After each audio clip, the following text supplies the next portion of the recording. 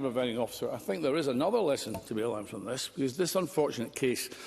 in Dundee brings into sharp focus the reality that white working-class girls across the UK have not been believed by the authorities when reporting sexual abuse.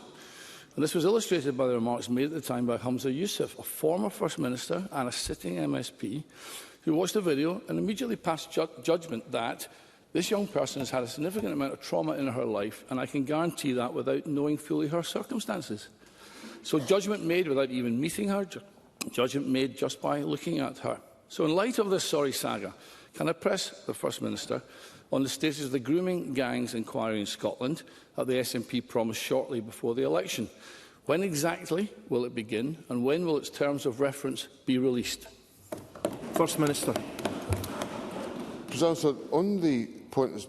first point that Mr Offord makes in relation to the reporting of sexual crimes and the actions taken to address sexual crimes in our society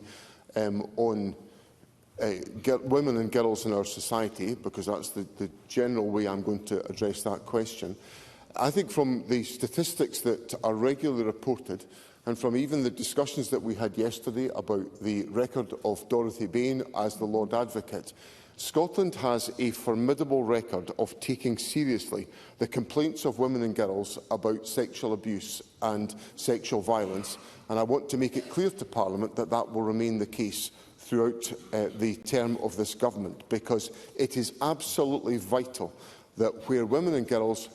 have experiences of sexual violence and sexual assault, that they have the confidence to report them. And it's clear from the conduct and the leadership of the former Lord Advocate, and I'm certain about that, about the Lord Advocate designate who will be sworn in at the Court of Session tomorrow, that the same approach will be taken in relation to the prosecution of such crimes. And indeed, one of the issues we're wrestling with in our prison population is the fact that very substantial numbers of individuals are now serving long prison sentences because of the perpetrating of sexual crimes of this nature. In relation to the grooming gangs inquiry, the Government has established the leadership of the grooming gangs inquiry, and the work is underway to ensure the terms of reference are finalised and the inquiry can start its work at the first available opportunity.